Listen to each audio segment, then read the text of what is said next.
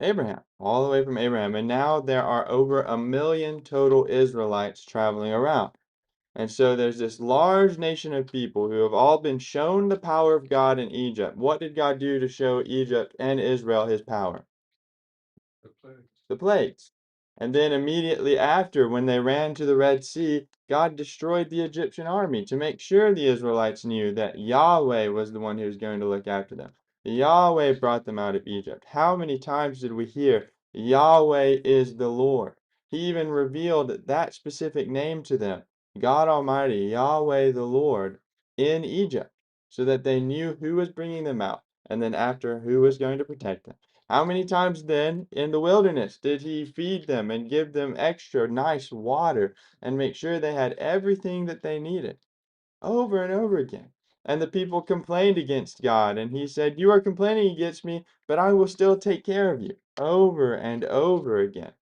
And then we get to Mount Sinai. And Moses has gone up to the mountain, and we've been seeing so far some various things that God wants Moses to build when he gets back down. He says specifically in Exodus chapter 25 and verse 9 that whatever he tells you, Moses better stick to that pattern. So we've been getting a lot of these things that God wants him to build, and we've seen how everything has a purpose that also relates to Jesus Christ, how this whole tabernacle ordeal is a type of what is to come, which eventually, of course, we know what comes is going to be even better than what already was. But that's where we are. With those things in the back of our mind, let's get into Exodus chapter 30.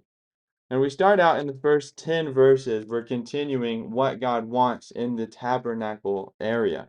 And this time he talks about the altar of incense, which I've put up a picture of an artist rendition of it. Most of them are pretty similar to this. There's actually, unlike the other ones, there's not a lot of variety. It's pretty simple. That's basically what most people would agree it looks like. And so God gives him instructions for what is considered the second altar. And so, like a lot of the other key things in the temple, it's made of acacia wood and it's going to be overlaid with gold. Verse 3, pure gold. And it also, this one is smaller than that bronze altar that is made for all of the animals. And it is supposed to be placed inside of the holy place. So remember, in the tabernacle, there are 3 zones. There's the outer court, where the animal sacrifices are done. Then there's the first room, which is the holy place. And then the room behind that, which is the most holy place. And who is allowed to enter the most holy place? Only the high priest. How often? Once a year. So it's a very, very small group of people ever got to see the interior in its full glory with God there. But this smaller altar of incense is placed in the holy place, which is in the middle. So that is going to be very important, and we'll talk about why in just a second. But Aaron is told to, or at least the high priest is to burn fragrance on it every morning when you make sure that the lamps are burning, and again every evening. And it's very specific, just like everything else has been. The incense has to burn continually before the Lord. And this is another one of those things, verse 9, where it's supposed to continue throughout all generations. Remember, there are some things that are just specific to the tabernacle, but a lot of what God is setting up is going to continue as long as Israel is a nation. And it's important that we point that out too, because there are going to be multiple commandments that are like that as we go on through these chapters. And so once a year on the Day of Atonement, which we've talked about a little bit already, Aaron is supposed to make atonement on the horns of this altar with the blood of the sin offering. And God says very specifically, no strange incense is to be offered, and no grain is ever to be offered on it, and you're never to pour a drink offering out on this altar. Even the very fire that is lit is a very specific fire. Does anyone remember what it is? Oh, well, you didn't read it. It's in Leviticus. Pretty sure chapter 16 and verse 12. It talks about the fire that is used in this altar is supposed to be from the outside altar. You take that fire and bring it in. So even when you hear in the New Testament, you were offered on strange fire, you can think back to this. Oh, well, God was very specific with what kind of fire he wanted, very specific with what incense was put into that fire. And so a lot of those references the prophets start to make that we understand them now. It's like, oh, well, God told them what kind, so a strange fire would be anything else, if that makes sense. So then we continue, and I want to ask for you, what is so significant about this altar of incense?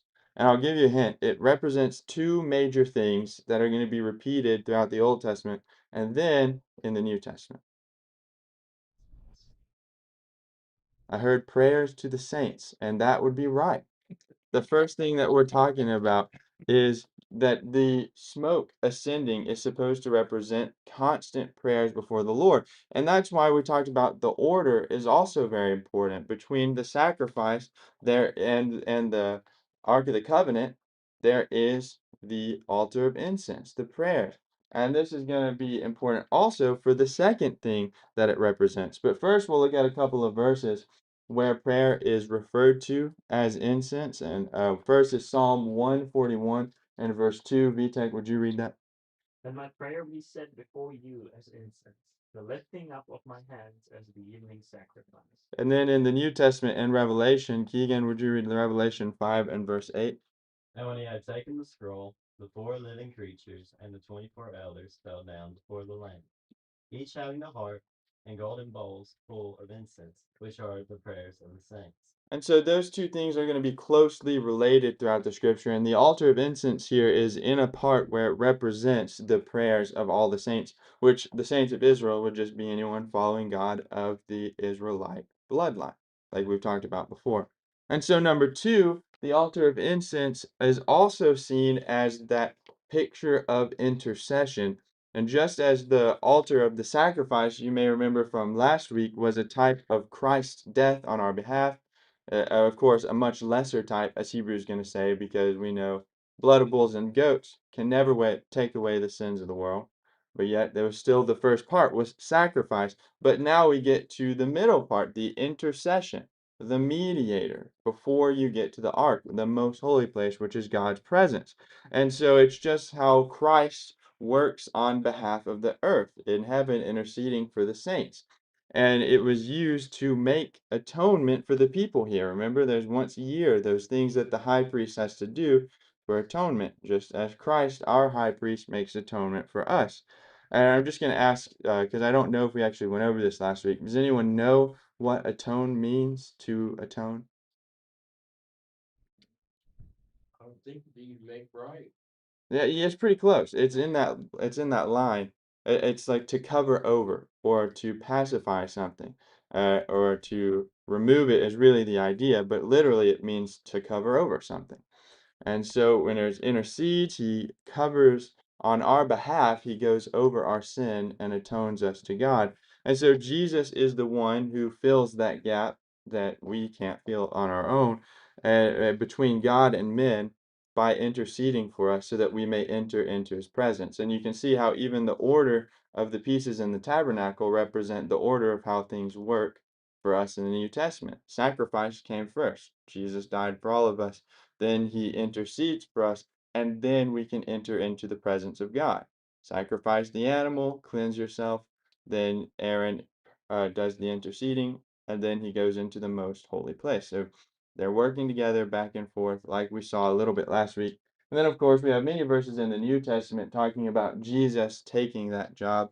Esther, would you read Hebrews 7:25? Therefore, he is also able to say to the uttermost those who come to God through him, since he always lives to make intercession for them. And then, Larry, would you read Romans 8:34?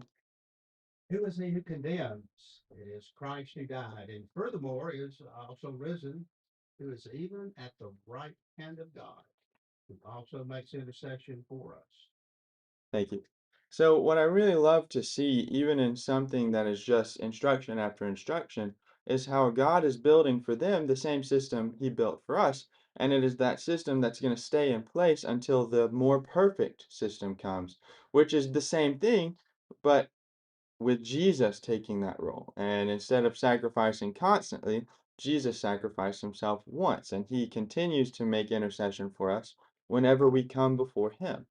And so it's the same system, but ran more efficiently, more whole in Jesus Christ. Does that make sense to everyone? Are there any thoughts or questions about that specific section or what we've gone over? I just find it interesting. We've always talked about strange fire or unauthorized fire from Leviticus 10. Here you see that, yes, there's strange incense, but that you don't offer a burnt offering or a grain offering on here or pour a drink offering on and when there's blood that's poured on it once a year on the horns. And so this idea of holiness, God's got to tell us what to do. He probably didn't have to tell us don't do burnt offering or so on, but he went ahead and did it here. When God gives a purpose for something, keep it in that purpose. Yeah. And so I find that very enlightening for Leviticus 10, this verse in particular. Yeah, Exodus helps us to set up the better understanding that we talked about for Leviticus in the first place. And just one last thing on this, you brought it up, the blood which was poured on the altar once a year. Why would that happen? Why do you think, what does blood do? Remember? Cleanses.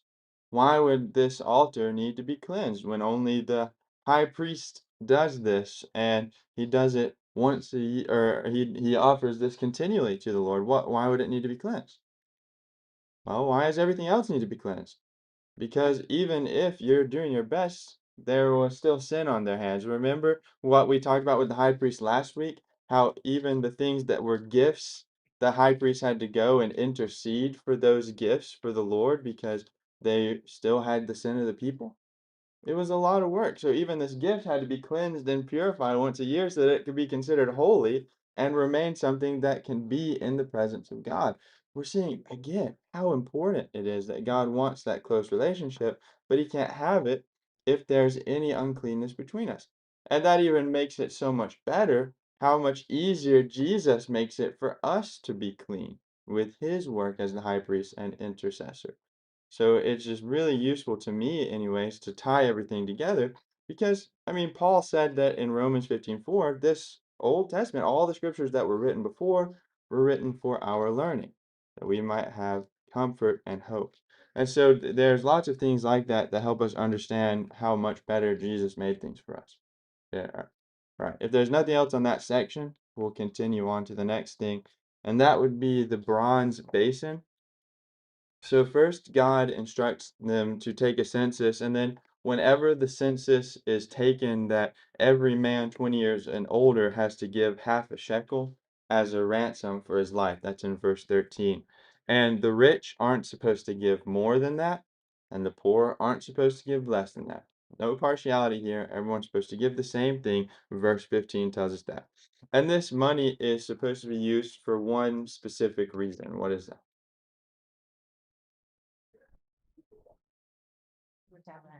Yeah. It is the reason is the ransom for your lives. That's exactly right. And that was the next thing. And you were right about the reason for the use of the money, which was the service of the tabernacle. So they use the money to keep up the tabernacle, take care of whatever they need. And then the reason for that money is, as you said, to show them it's a ransom for their lives and to show them that every person in this camp belongs to God and that God is keeping them alive. Verse 16, and they need atonement. And then next we get to this basin, and it's a bronze basin to be made, and it's supposed to be placed between the first altar and the tent. Why do you think they might need something with water to wash their hands? What are the people doing on the bronze altar? Yeah, sacrificing. They are doing so much sacrificing, by the way, that the text tells you they built like drainage pipes to remove the insane amount of blood that is coming out from this offering. Do you think that the priest might get a little dirty? What happens when you have blood on you? When it's not meant for atonement? You become unclean. So you have to continually cleanse yourself when you're in the temple. And so God, of course, provides a way to do that. And what it says in the text is they have to specifically make sure they wash before they enter into the holy place, or else they will die. Why? Is it because God has no compassion and likes to play little jokes on people? No, what have we been talking about? He is holy. He repeatedly tells you, you must be holy to see him. And if you are in his presence unholy, you will not survive. And so it is a difficult thing to have to continually cleanse yourself and make sure you're holy, but that's kind of the idea. And to make sure that you remember everything in the tabernacle is a reminder that you're in the holy place of God. You're before the Lord. He is just across the curtain in the Ark of the Covenant. Everything is supposed to be set apart to Him, including yourself. And so this is another thing, verse 21, that is supposed to last from generation to generation. And we'll talk a little bit more about the generations, but there is that rendition we used last week and the bronze basin in the middle. So to finish off this chapter, we'll finish off a little more quickly now. God gives Moses a precise recipe for the anointing oil, which is used to anoint the tent of meeting, which will come to play a little bit later, the ark, the table, the lampstand, the altars, and the priest itself. It's very important, verse 26 through 28. And at the end, it tells us it must never be used on ordinary people or for common purposes. So this was an oil with a specific recipe only to be used here. What does that make that oil? Holy. Set apart. It's not used for anything else. Holy is to be set apart for God. That is the only reason you would ever make that oil. So it gives you those specific instructions. And just really quickly, does anyone know what the word anoint means?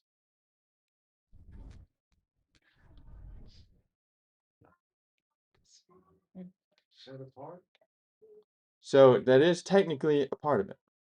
It is set apart, but it is an appointment to a special position or for a special reason. So it is like a setting apart. But this word in the text for anoint is actually the same word that Messiah comes from. And that is the chosen one, as many would say Messiah means, or the anointed one. You're chosen for something special. And so when it says to anoint someone, you keep that in the back of your mind. Well, Jesus is the anointed one. It's the same word that this comes from in the Hebrew, and it kind of helps us see, well, this is special. You are chosen by God to do this certain thing. And so this anointing oil makes you a part of the chosen that God put as his priest. The high priest, the tabernacle, all of that is anointed or chosen by God. So even a little word like that, which relates to the Messiah, can help us see, well, this is really supposed to be special. And then also verses 34 through 35 give the very specific formula for the incense that they're supposed to use. And we'll see in just a few chapters what happens when you go outside of that formula that God used for the incense. Are there any more questions on chapter 30 or thoughts? Got a thought? Are you looking? Yeah, right in there. Repeat that. I'm not going to say anything, but when you talk about the anointing oil, what always comes back to me is the anointed one, Mhm. as you might mention, but not from the perspective of, oh, he's the anointed one, but the moment when he actually was anointed, before he was crucified. Mhm. The sinner, the lady, she broke the alabaster. Yeah, when she put the oil on him. She anointed him with the most expensive oil she could find, and she spent a fortune on that oil. And everybody thought it was insane to anoint Jesus with that kind of oil. Yeah. You wouldn't do that. Exactly. You wouldn't do that to the king. Yeah. You wouldn't spend so much on that. And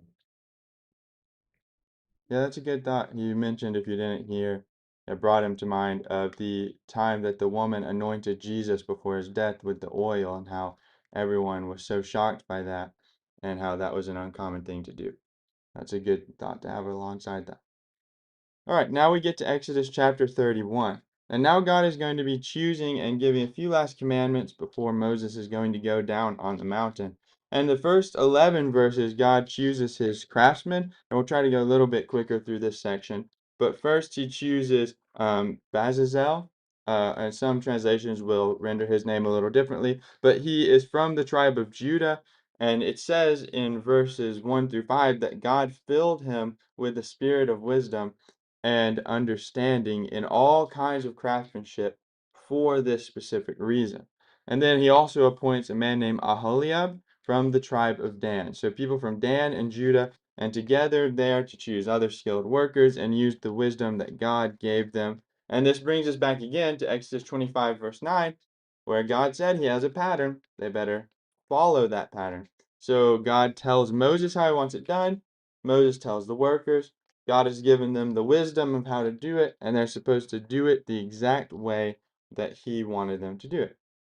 And then in verses 12 through 17, when Moses is going down, when Moses is about to go down, God gives him a very important commandment. What is it?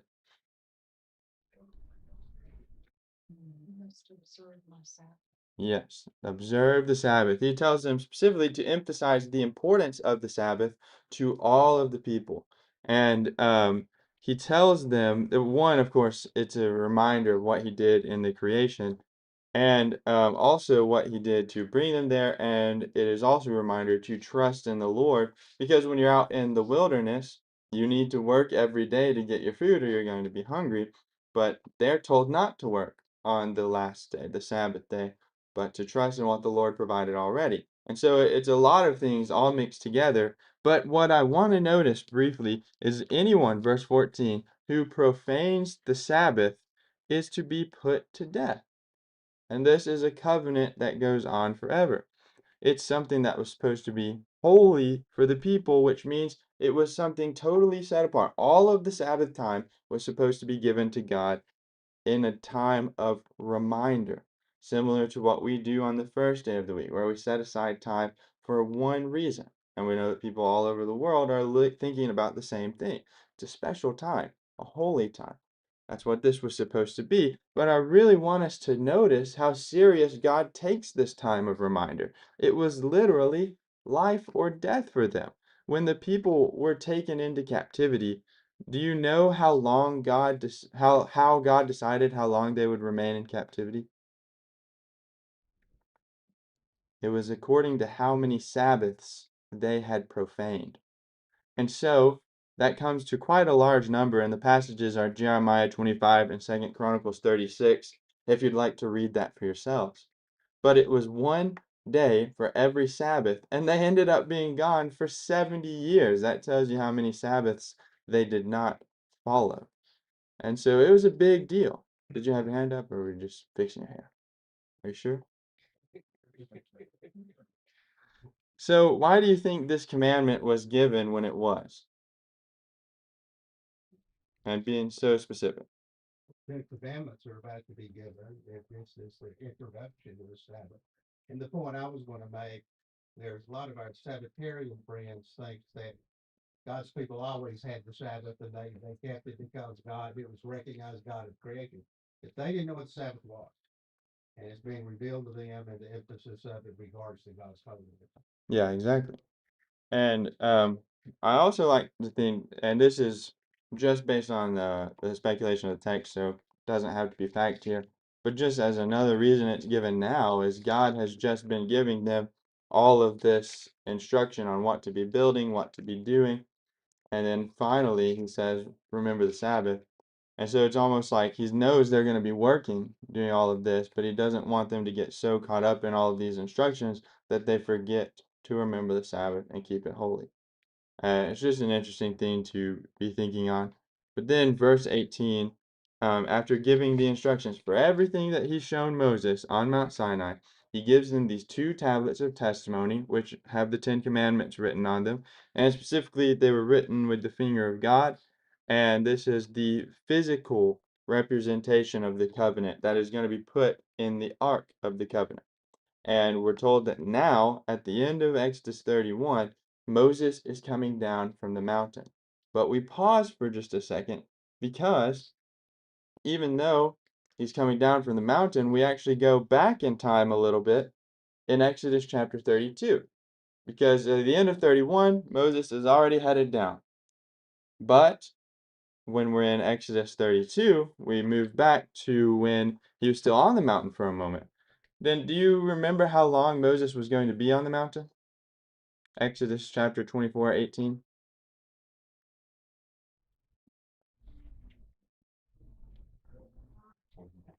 40 days and 40 nights, which, if quick math, is a good bit more than a month.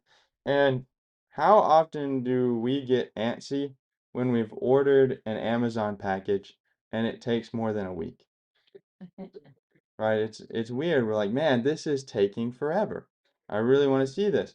Now imagine for a second that you've been led somewhere you have nowhere to go. You're out all by yourself with, I mean, you're with your people, but you're in the middle of nowhere. And the only person who knows where to go and what to do is gone for 40 days. They were getting pretty antsy. And I have a question. Is this people known for being particularly patient? No. We've had many examples where they have been overly enthusiastic to do the wrong thing. And this is a similar case, except now they have no leader.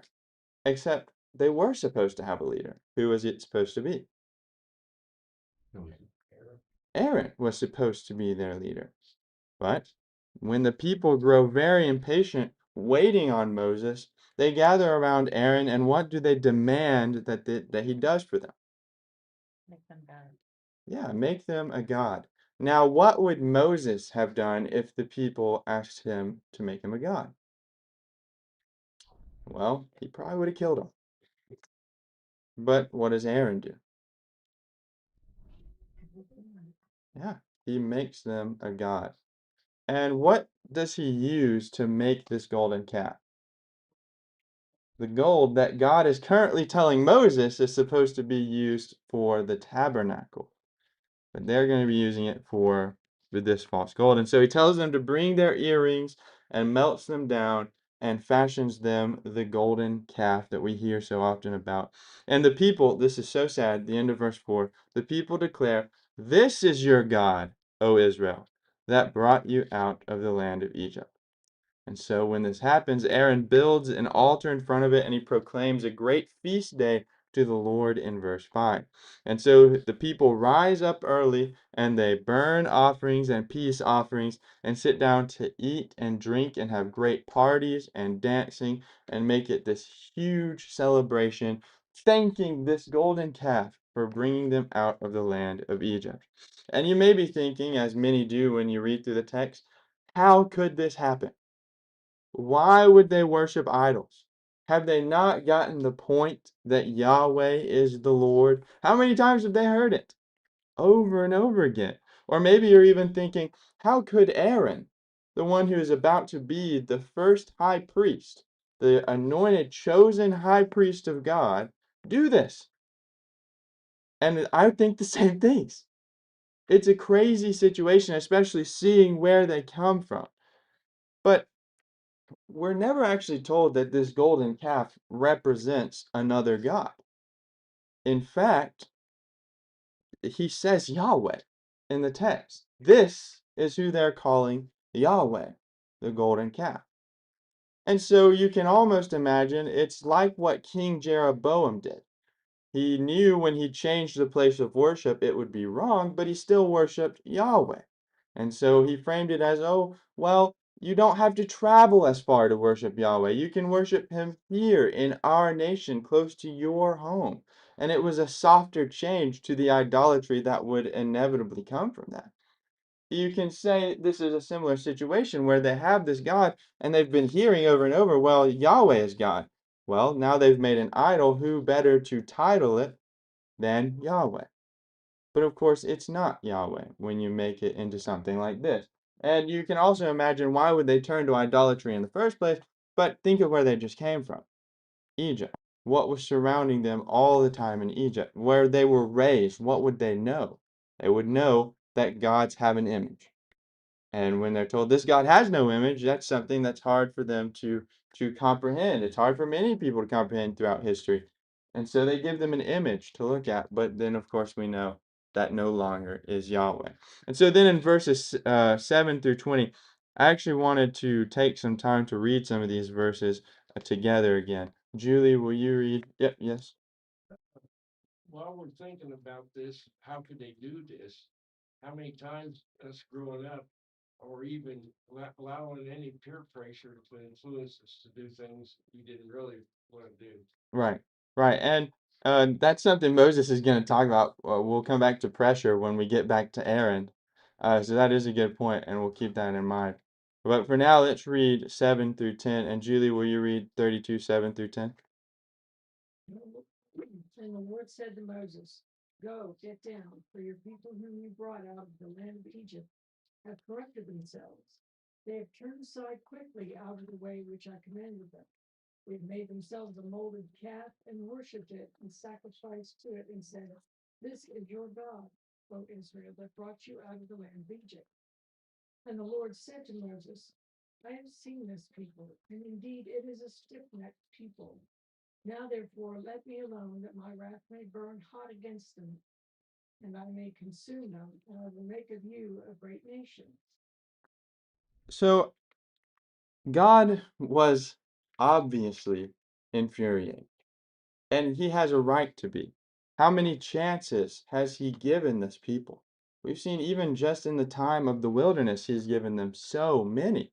He's been patient. He's been kind, despite them being unkind to him. And yet, again, they have turned aside, but this time egregiously. And so he is righteously angry. And what he says in verse 10 is kind of a shocking statement when you read it, especially if it was your first time.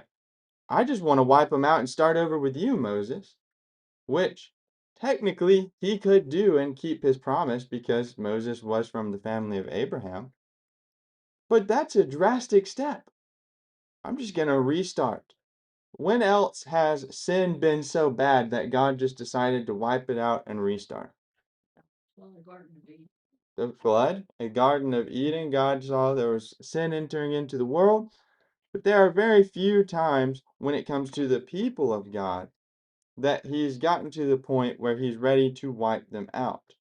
Now we see it a little bit again later, but God's patience is great, but we've seen it has a limit. Well, what happens in verse 11?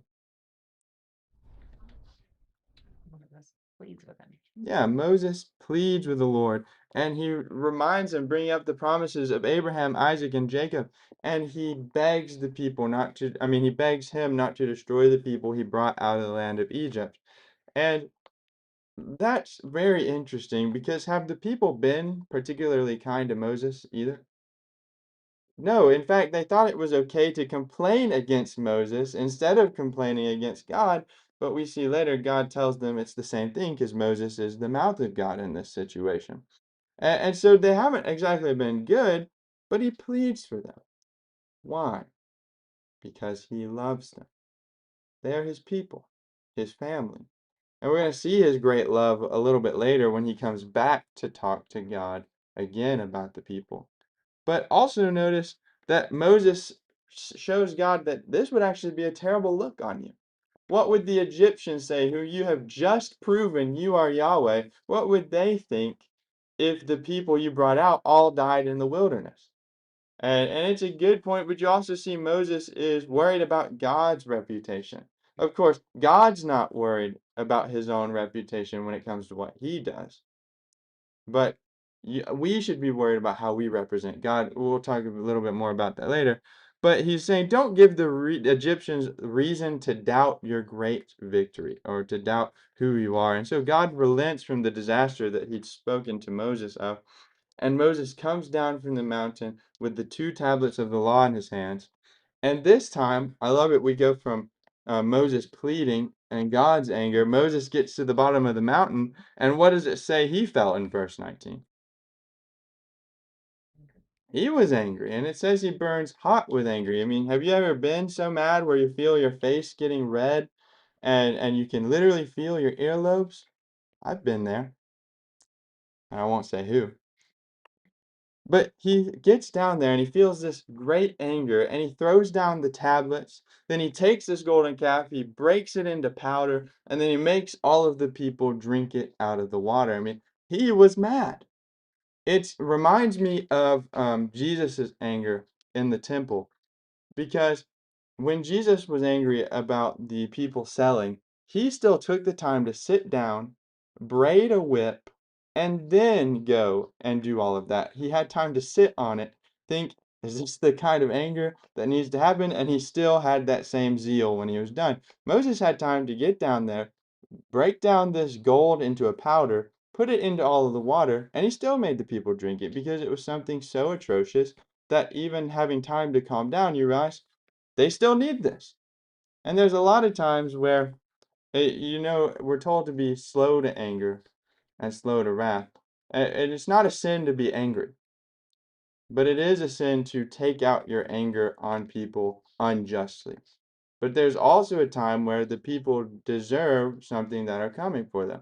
And it's always smart to have some activity in between, just something that we notice a lot of righteous men doing when they don't want to unrighteously take out their anger on people. Do you have a thought? Righteous anger is always seeking the glory of God and always under control of God. Yeah. And the other thing, these people were trained in idolatry. They now, Moses is not here. We're stressed. We need to appeal to an idol. Like, what did all this you saw, has it gotten through to them? It hasn't. That they still don't know God. I know. Yeah, and it's like what we said about Egypt. It's just what they knew. And then we get to these next verses, and Moses goes from the people. Yeah. Well, a thought came to me, uh, the cost that we don't realize what may happen. As you had mentioned, this gold was supposed to be used to cover the temple. But so now they're gonna have to come up with more gold to do that. So Yeah. that is, our sin costs us. Yeah, and that's true. They would have had gold to spare for themselves, but now they're having to give up even more than what they had before when it comes to the tabernacle. But then after Moses does this, he confronts Aaron, and what does he say in verse 21 to Aaron? What did they do to you? Yeah, what did they do to you for this to happen? Moses is in shock. He cannot believe his own brother would have done this. So his first reaction, which is honestly something that you can imagine doing for a spouse or someone you love, what torture must they have done for you to concede and do this evil thing? And what is so sad and a little frustrating is that Aaron just tries to shift the blame, right? He doesn't take it onto himself, and he gives weak excuses about the people being prone to evil, which, I mean, to his credit, they haven't exactly been prone to doing good. But he was their leader at the time. And look at this is what I think is the worst part. Who read last? Was it you, Julie? Will you read the end of verse 24, please? And I said to them, whoever has any gold, let them break it off. So they gave it to me, and I cast it into the fire, and the calf came out. So you expect Moses, who's just been spending 40 days with Yahweh himself, to believe that you just threw gold in and some other god created this calf, and that's how it came out. No. And you almost, when Moses asks, well, what did they do to you? You almost feel bad for Aaron. But then he goes and gives all these excuses and then finally nails in the coffin and says, I cast it into the fire and this calf came out. And you're like, really? But I mean, I know I've certainly been there trying to blame anything but myself, especially when you know what you did is gonna get you in some real trouble. And so you can see where it came from, but the excuses, what? That makes no sense. You had your hand? I'm going to give a little shade to Aaron here. Aaron did not see the burning bush. All Aaron knows about Yahweh is what brother Moses has told him and what he has observed in Egypt and what he has seen so far, including throwing the staff of Moses down to make the serpent. Okay. And I equate kind of what he's doing here to what he did in front of Pharaoh. In that with God, all things are possible. Right, I see what you're In saying. the sense of, I threw this gold in, and whatever God wanted to come out came out. Yeah, like when I he mean, threw I the mean, staff down. once you start rationalizing sins, there are convenient things to hang it on. Absolutely. But also you have to realize Aaron's going through the same process as the other 2 million people, in that he is still learning about Yahweh Mhm. himself. Yeah. And honestly, Aaron is no leader. Well, we see that, yeah. I mean, he even says it here. Moses is the leader and he's absent. And Aaron says, you know these people, you know how prone to evil they are. I'm not in control. And it even mentions that in verse 25 that Moses saw that the people were out of control, for Aaron had let them get out of control. Yep. He was not their leader. They weren't listening to Aaron. Yeah. They were using him. I agree. And I even have verse 25 highlighted here because, I mean, it's just different. He's not the leader that God chose for the people. right. So conclusion, is Aaron innocent in this? Absolutely not. No. He is not. He had God's backing when Moses delegated his authority to him. If he had stood up, you know who would have helped him? God would have helped him. But he did not stand up. He immediately fled and then blamed magical fire and an evil people. So, as much as you want to give Aaron credit, and you can see there were reasons why he did that, he also sinned greatly along with the people. And the Bible makes sure we understand that. And I think that's what verse 25 is for, to emphasize Aaron didn't do his job. He wasn't the leader. And so Moses sees that this people are out of control, like it says. And what he does in verse 26 is he calls out to the people. And what does he say? Whoever is for the Lord, come to me. Yep. Whoever's for the Lord, come to me. And the sons of Levi come and stand beside him. And Moses says, go and take out those who you saw beside you, your brothers, your fathers, who are worshiping idols. And 3,000 total people, or a little over 3,000 people who were involved in idolatry died, according to verse 28. And so after this terrible tragedy, the very next day, Moses goes back up to the mountain and he pleads with the Lord again to this time forgive the people of this great sin. And what it shows his love for the people even more is verse 32, when he offers up that his own name be blotted out for the people. How much do you have to love someone to be willing to lose your own salvation so that the people you love can get theirs? And that's why I think what Moses was saying to God earlier is more than just feeling a responsibility for his people, but it's love. Because you wouldn't offer something like that for just anybody. So he says that to God, but then God says that he's only going to blot out those who are sinning against him, which of course is because God is fair and righteous, and he would not do anything against those who are his. And there will be punishment on the camp of Israel, but they will not be destroyed. Very importantly.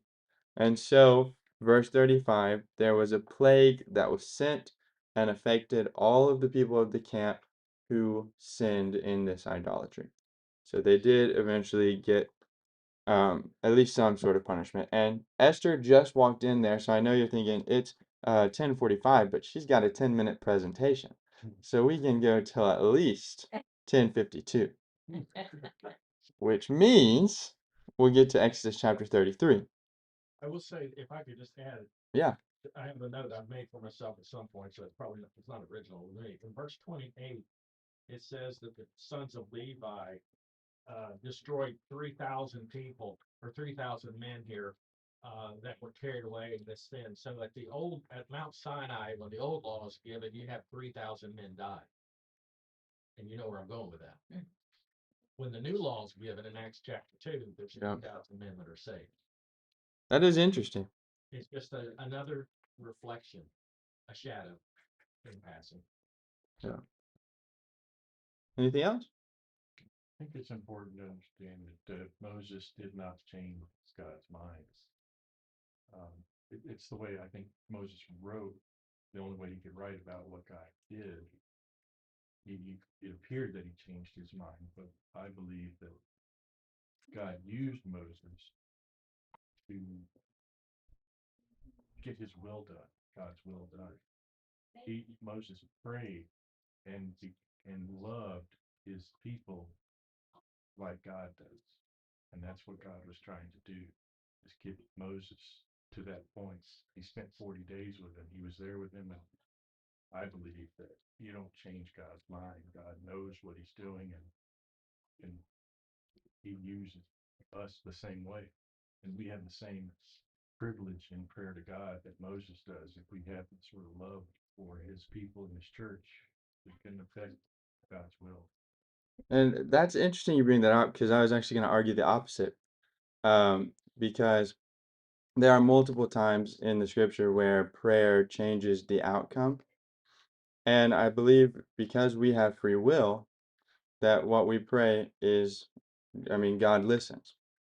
And we see that even further, I think, helps prove the point what we're going to see in chapter 33 is God says he's going to send them, but he's not going to go with them. Why wasn't he going to go with them? Well, he said that if he did go with them, he might destroy them out of his anger. So, just an alternative point of view, and what I believe is that Moses did change God's mind and help him relent from destroying the people and uh, and not starting over with with Moses, because either way it would have kept God's promise, but one didn't refuse to kill him and one did refuse to kill him, if that makes sense. Did you have something to add to that?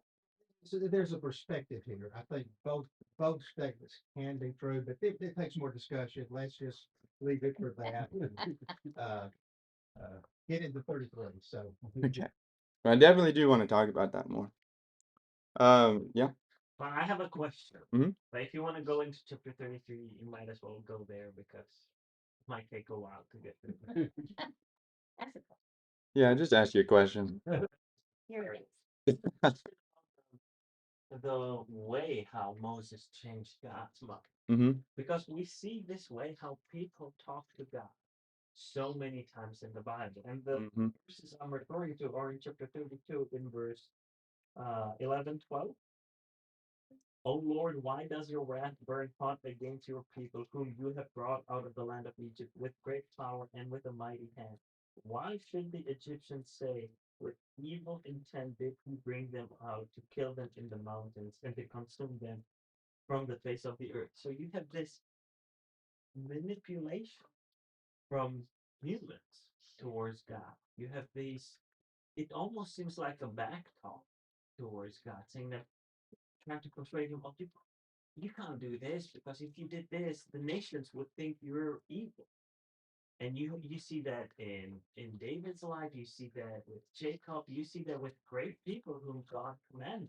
But you see that with so many prophets, you see it with Habakkuk. And with Daniel and many others.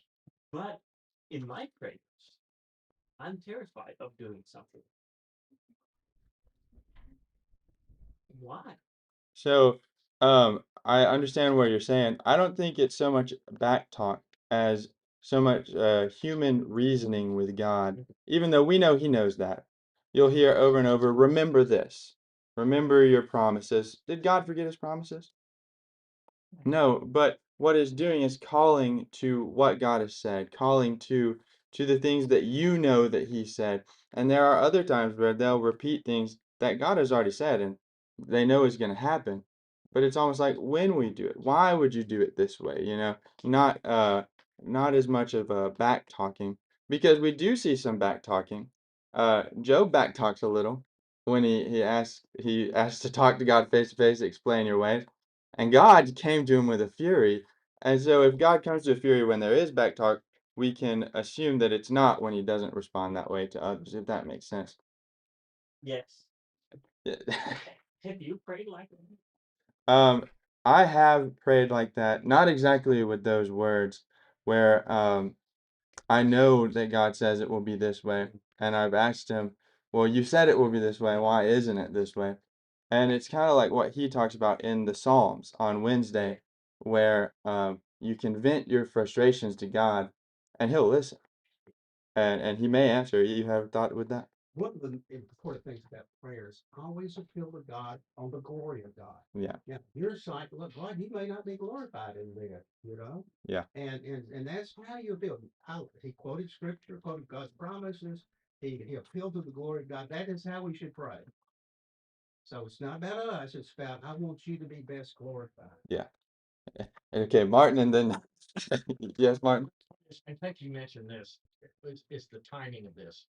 The Lord did not withhold punishment for what they did when they made this calf from all of Israel. Right.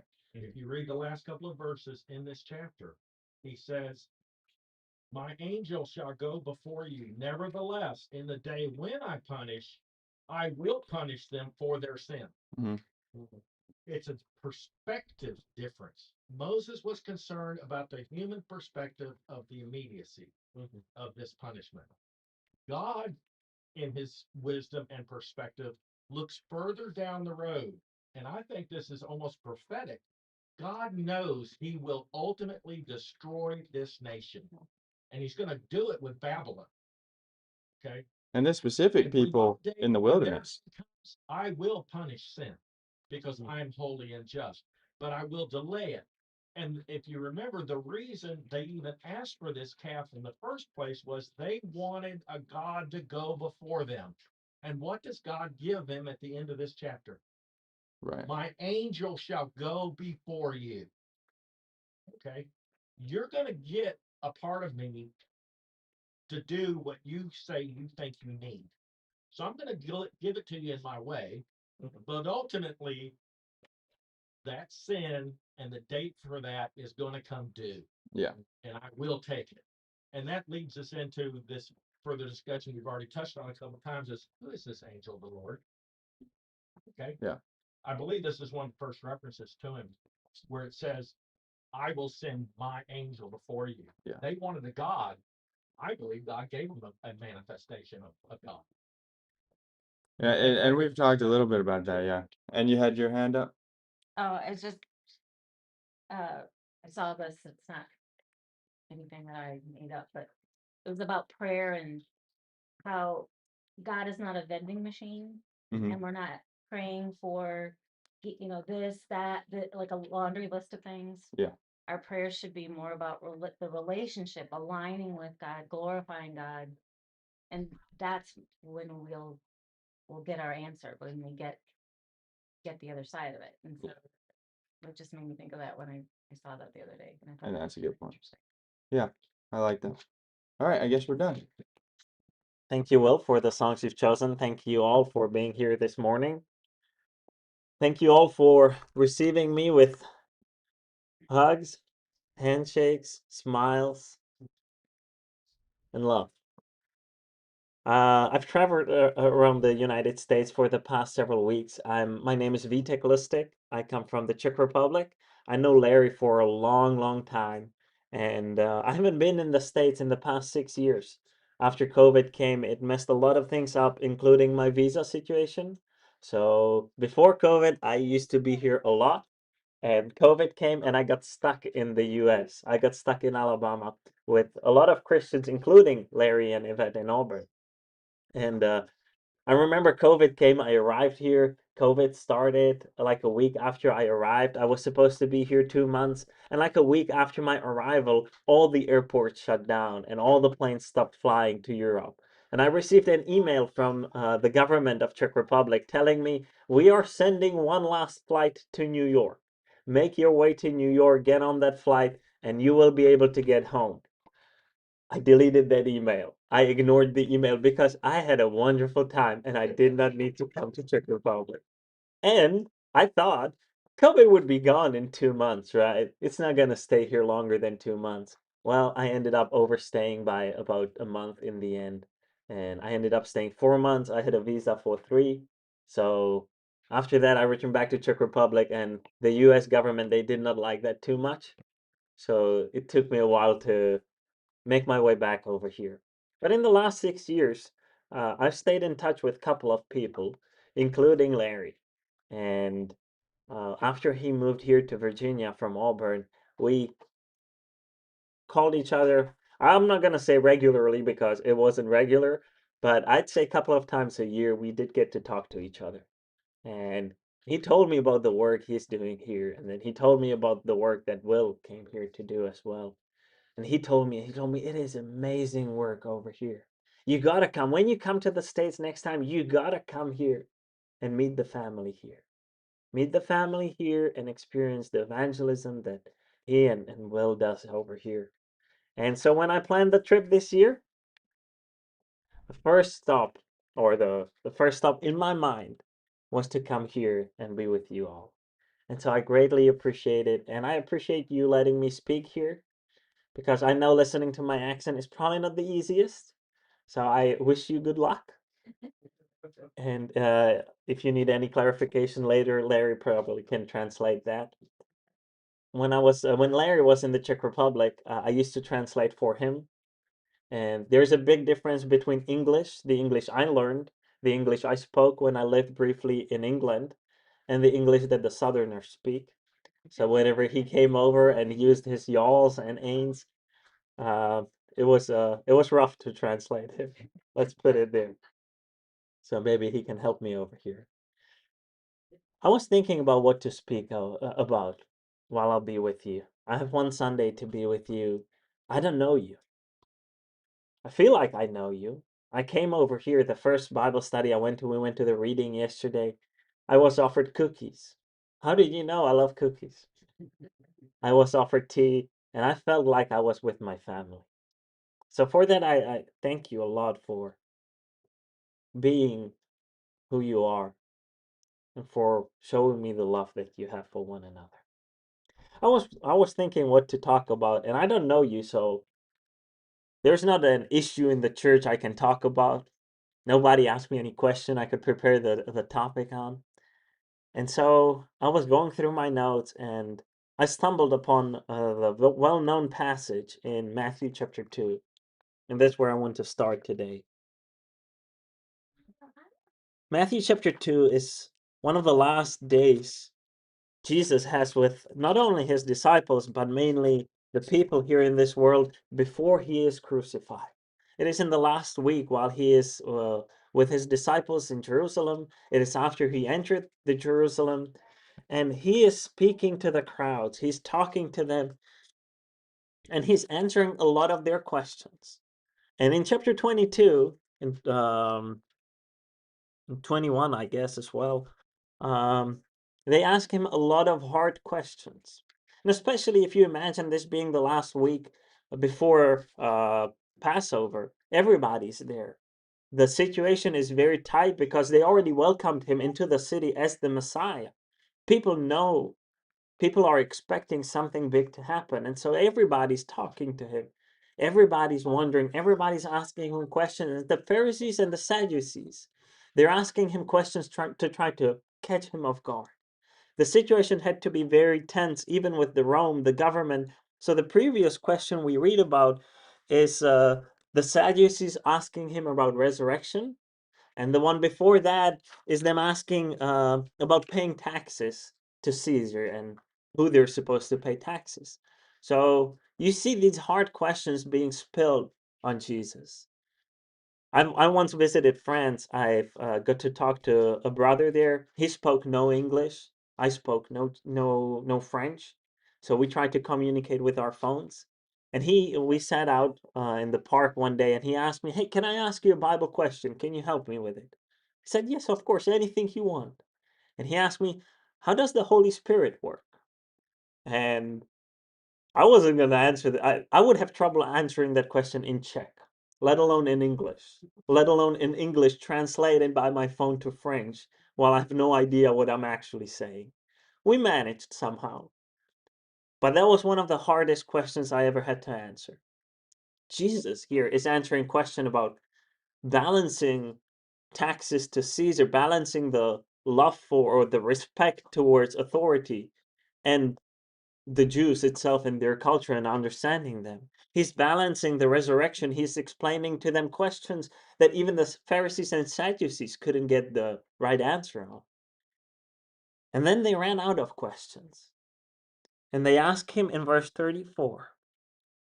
But when the Pharisees heard that he had silenced the Sadducees, they gathered together. And one of them, a lawyer, asked him a question to test him. Teacher, which is the greatest commandment in the law? And he said to him, You shall love the Lord your God with all your heart, with all your soul, and with all your mind, This is the great and the first commandment. And second is like it. You shall love your neighbor as yourself. On these two commandments depends all the law and the prophets. Today, I don't want to talk about anything new. Solomon said there's nothing new under the sun. Definitely there's not going to be nothing in the lesson I'm going to present today. Hopefully there will be something. But I want to talk about this passage because I believe that if you get this passage right, you've done it. Sometimes when I talk to people about the Bible, they say, "Oh, the Bible's too complicated." To study the Bible, it is complicated. Czech Republic is very tied to the Catholic religion. And so to understand the Bible, you need somebody to translate the Bible to you. You need somebody to tell you exactly what you need to do, and I'll follow that. I believe if you get this passage right, you've done it. You have figured it out. Because on these two laws depends the law and the prophets. We've sang the song, Hear, O Israel, before. That comes from Deuteronomy chapter 6, verse 5, 6, and 7. That is the Shema. The Israelites, to this day, they know it by heart. I've written it down in Hebrew. I don't remember. Shema Israel, Adonai Elohim, Adonai Echad. The Lord your God is one. And love your God, Moses said, with all your heart, with all your soul, and with all your might. So how come they did not? How come it is so hard for us to do it right? We see the Pharisees, we see the Sadducees. We've studied this morning about Aaron and what the Israelites done under the Mount of Sinai when they were waiting for Moses, and how literally they made an idol right there in those 40 days when Moses was taking too long.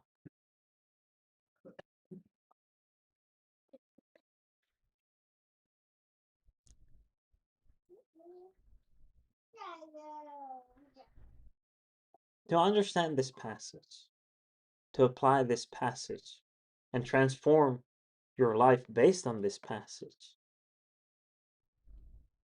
we need to let go of ourselves. We need to let go of all our values. 6 years ago, I was here I was in Alabama, but still the South. I was with Larry and Yvette, and I was planning, and I was planning to come back and to preach full time in the States. I had a church to work with in Alabama. I came back to Czech Republic, and a lot of things happened, and it took me 6 years to come back and to figure out the visa out. And while all of that was happening, I was so frustrated by my plans not coming through. By the way, how I envisioned my life to go through, that didn't work out. I always like studying Paul in Acts. In Acts chapter 15, Paul is traveling through what nowadays we call Turkey. He's traveling with his very close friend with Barnabas, the son of encouragement. And he got into a fight with him over John Mark. And so he said, all right, I'll go further. You go back. And he took Silas and later on Timothy. He took them and he followed further, and he was like, all right, I'm going to go through the north of what we call Turkey, through Galatia. I'm going to come back to Jerusalem, and I'm going to go back to the Christians there. And then one night he had a vision of a man standing in Macedonia, a man needing his help. And so he said to Silas, well, Silas, sorry about that, but we got to go there now. And so he sailed across the sea to Greece, and he visited the first European city. That's why I like to remember it. He visited Philippi. I did get to travel through Greece a couple of years back. I got to visit Philippi. I got to visit what they claim to be the prison where Paul was imprisoned that night. I always think about that story, and I think about the man he saw in the vision. And I always ask, who was the man he saw? Was it somebody he met in Philippi? Was it somebody he met later? Or was it the jailer that was saved that night and his family in the prison? His plans changed a lot, but they accomplished Lord's will. My plans changed a lot too. In the last 6 years, I spent in the Czech Republic, and I will give you a little brief introduction to Czech Republic. Czech Republic is number one in two things. The amount of atheists per country. Over 80% of the country are atheists or consider themselves atheists. So it's a very different place compared to here in Virginia and compared especially to the Bible Belt to the south. Secondly, the number of beer they drink per capita. By a landslide, we beat the Germans and we beat the Irish. That's a killer combination. That's a rough country to be in. And so when I come here and I see all of you and the love you have for each other, I look at this church and you know what I think? This is a huge church. When Larry told me, coming from Auburn, coming here, he said, "Oh, I worship with this itty bitty church." That may have been the word he used. Compared to Auburn, maybe. The church where I worship right now, the church in Hradec Králové, there are 3 people, including me. The singing's very different. Now, when I had planned to come back to the States, I didn't count the Lord's plan. I got to stay in the Czech Republic and I got to work with 2 of the closest people I have ever had in my life. 4 years ago, I met Nikki. She is from a broken family. Her parents aren't together. They spent her whole childhood suing each other, not for custody, but for the payment of alimony. She grew up, she was so lost in the world that she became part of the LGBT community. Not practicing it, but she found hope in that because she grew up without any role model in her life, without any father figure. And so when she started having relationships, she didn't know what her role was.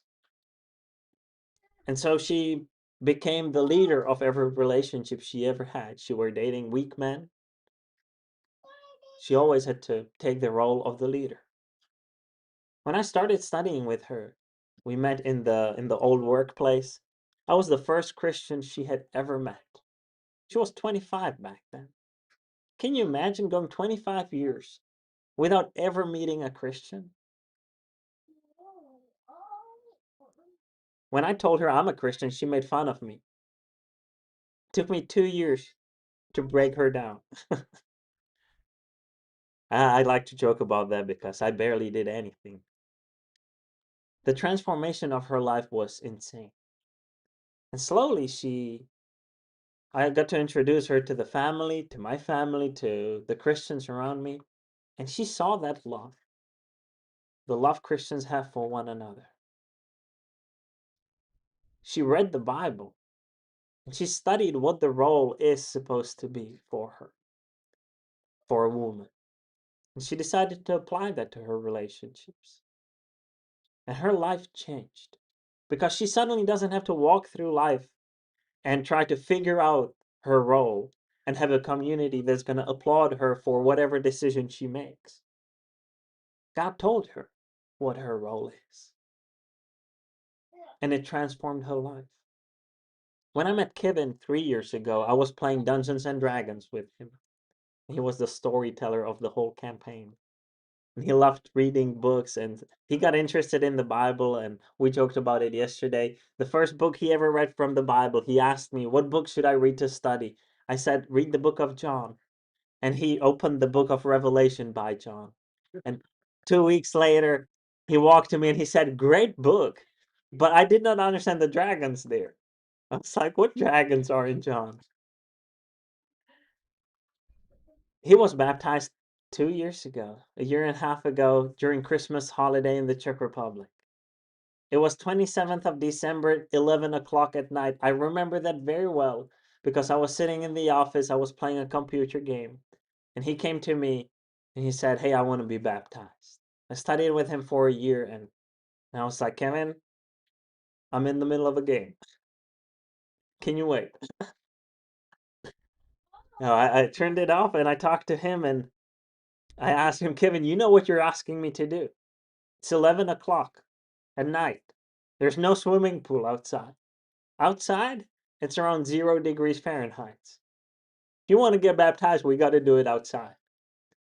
Do you want to wait till the morning when the swimming pool opens up? And he was like, no, I want to do it now. So we went there, we broke the ice, we got him baptized. We returned back to Nikki's apartment, and there was only one shower there, so he got the shower first because he was covered by water. I had to wait. I was shaking. I'm so glad that I did not come to the US 6 years ago. We started a church almost 2 years ago by now, a year and a half. And seeing the transformation of their life through Christian love has been nothing but amazing.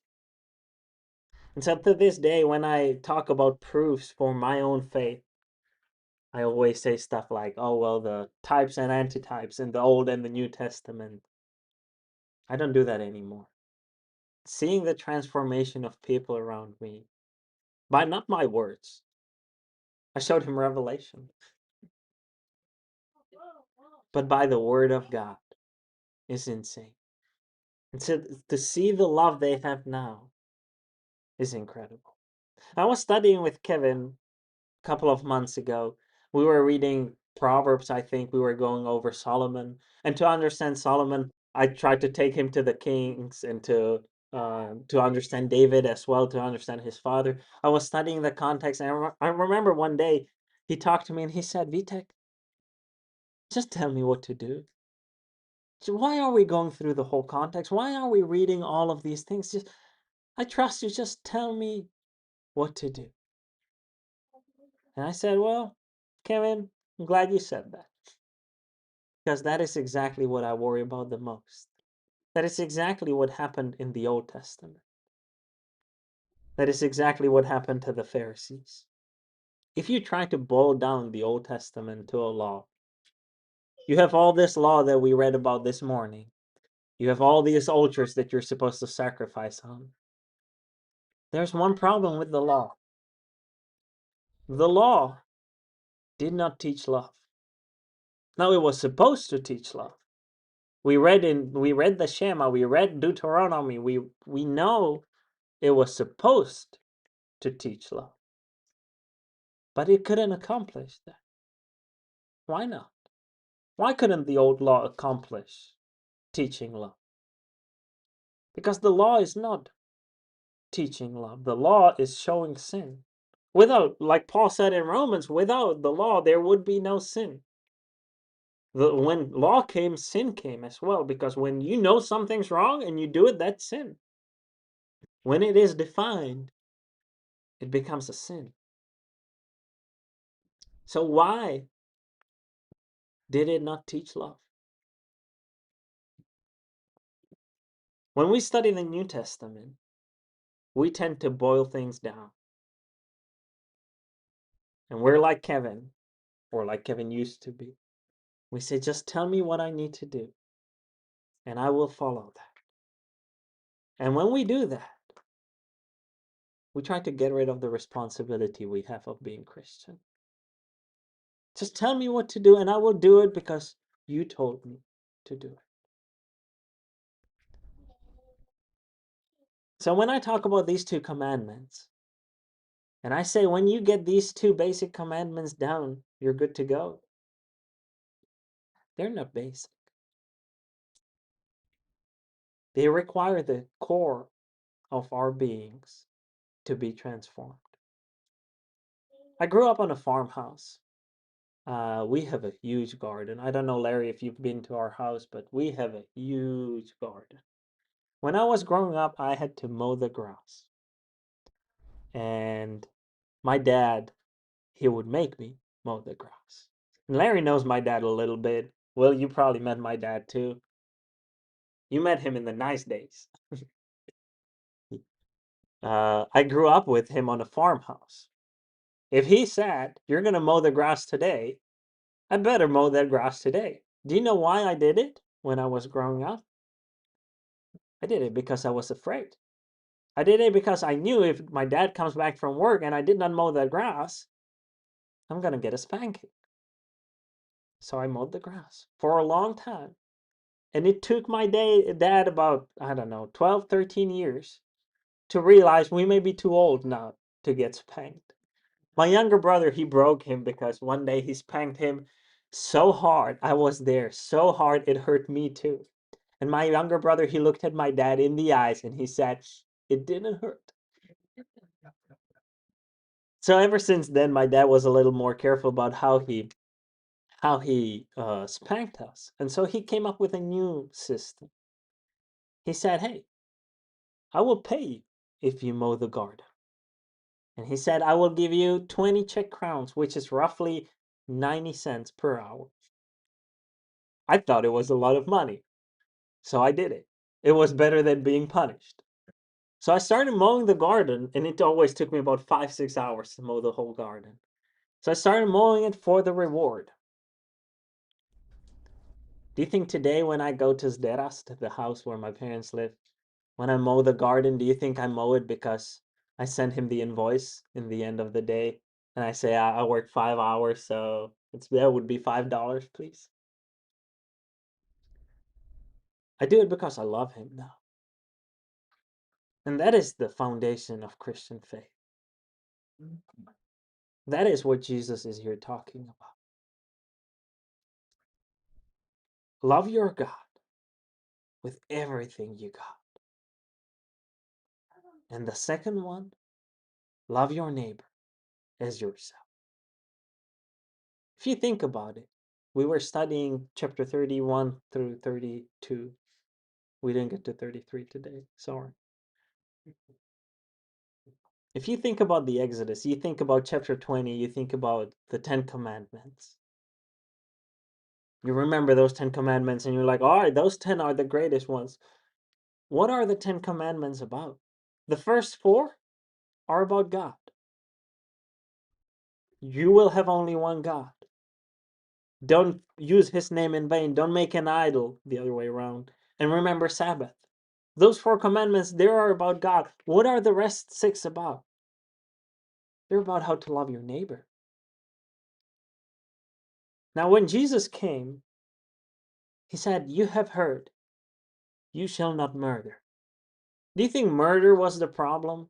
Do you think if somebody comes to me and he says, hey, I did not murder anybody today, do you think he would be commended?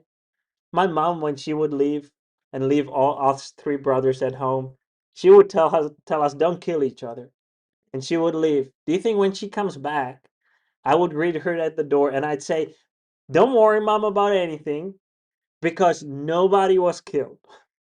Do you think she would be fine with that? Probably not. So the old law had the commandments, but it wasn't supposed to stay there.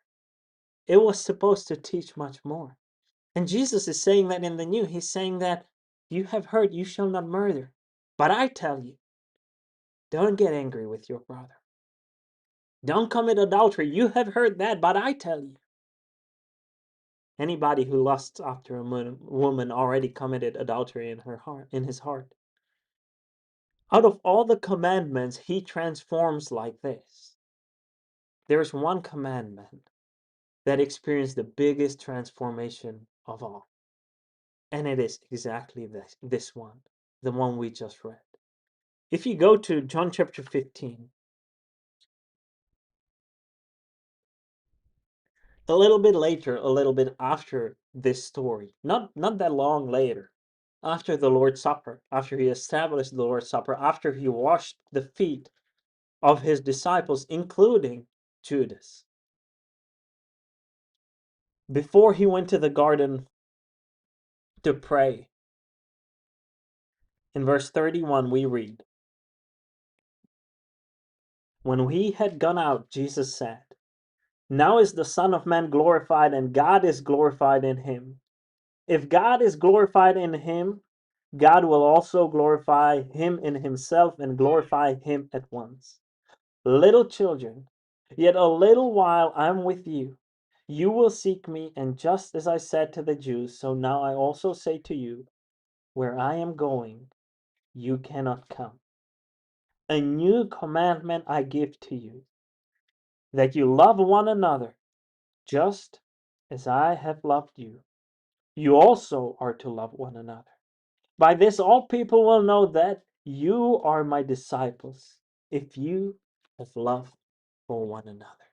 He could have said, you have read, you shall love your neighbor as yourself. But I tell you, love each other like I love you. The greatest commandment is to love your God with all your heart, with everything you got. Second is not to love your neighbor as you love yourself. That wasn't the goal of that commandment. The goal of that commandment is so we will learn to love like Jesus loved us.